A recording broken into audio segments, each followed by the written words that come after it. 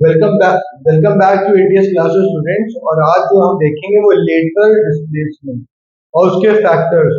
और मैं इसको इतना इजी तरीके से बताऊंगा और ये एग्जाम में आता भी है, डायग्राम बनाने को भी आ जाएगा, तो आप लोग बहुत अच्छे से समझेंगे what you mean by lateral displacement. देखिए, सबसे पहले क्वेश्चन किस टाइप से आ सकता है मैं बता दूंगा। जैसे मैंने लेटरल डिस्प्लेसमेंट,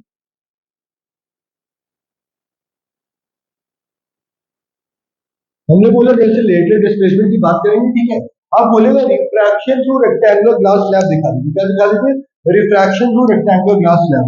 और उसी से मैं डेफिनेशन निकाल दूंगा लेटरल डिस्प्लेसमेंट की। सबसे पहले समझिए इसको। मान लीजिए ये जो है आपका कोई रेक्टेंगुलर ग्लास स्लैब है। अब ऊपर रेयर मीडियम, ये डेंसर मीडियम और ये रेयर मीडियम। अब समझिएगा, लाइट रे जो आती है मान लीजिए रेयर मीडियम से आई, ऐसे इंसिडेंट हुई। अब सबसे पहले आप देखिए, सबसे पहले सरफेस का क्या बनाएंगे? नॉर्मल। अब लाइट रे को तो ऐसे जाना चाहिए था, क्या लाइट रे को ऐसे जाना चाहिए था, याद है आपको? अब लेकिन बीच में टेंशन मीडियम है तो लाइट रे क्या हो जाएगी? बेंड हो जाएगी। और बेंड कैसे होगी? Towards the normal. अब लाइट रे आपकी क्या हो जाएगी? बेंड हो गई। तो ये लाइट रे बेंड हो गई। अब फिर नॉर्मल बनाएंगे। अब देखिए लाइट रे फिर बाहर निकल रही है। लाइट रे को ऐसे जाना चाहिए था, एकदम ऐसे जाना चाहिए था, लेकिन लाइट रे क्या हो जाएगी? बेंड हो जाएगी। और ये जो डिस्टेंस आएगा, ये जो डिस्टेंस आएगा किसके बीच में? मान लीजिए जो आखिरी में रे निकलती है उसे कहते हैं इमर्जेंट रे। कौन सी रे? इमर्जेंट रे, ठीक है। और ये जो थी आपकी ओरिजिनल इंसिडेंट रे थी। अब देखिए ये जो डिस्टेंस आता है ना, तो हमने बोला ये रे खिसक गई, तो ये रे क्या हो गई? लेटरली डिस्प्लेस हो गई। The perpendicular distance between the emergent रे and the original incident ray, the perpendicular distance between the emergent ray and the original incident ray is called lateral displacement. मैं लिख दे रहा हूं यहाँ पे definition.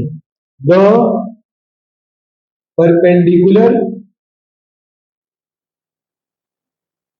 distance between the emergent ray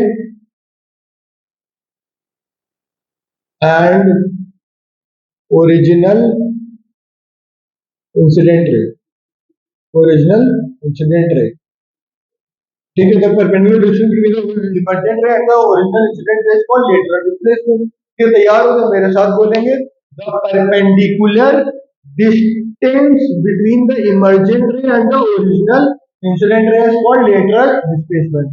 अब देखिए कौन कौन से फैक्टर्स होंगे जो एफेक्ट करेंगे लेटरल डिस्प्लेसमेंट को।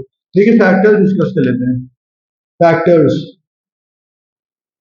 Affecting lateral displacement.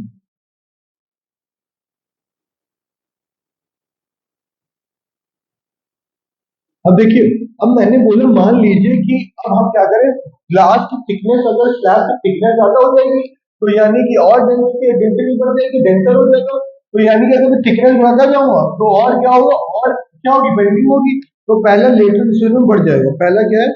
Thickness of the slab, thickness of the, पहला फैक्टर याद कर लीजिए क्या है? Thickness of the slab. अब देखिए ये इंसिडेंट रे, अगर मैं इसको सीधा करता हूं तो ये 90 डिग्री पे फॉल होती है, तो 90 डिग्री पे फॉल होती है। पिछले वीडियो में बता था किसी भी टाइप का रिफ्रैक्शन नहीं होता। तो सेकंड क्या हो जाएगा? Angle of incidence. और थर्ड क्या हो जाएगा? वेवलेंथ और रिफ्रैक्टिव इंडेक्स ऑफ। हमने बोला मान लीजिए रेड लाइट आ रही है और यहाँ पे एक जगह वायलेट लाइट आ रही है। अब सुनिए, रेड लाइट की वेवलेंथ क्या होती है? सबसे ज्यादा होती है। तो उसमें जो होता है डिविएशन कम होता है।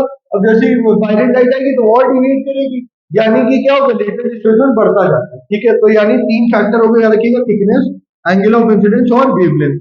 तो फिर से बता देता हूँ, the perpendicular distance between the emergent रे and the original incident ray is called lateral displacement.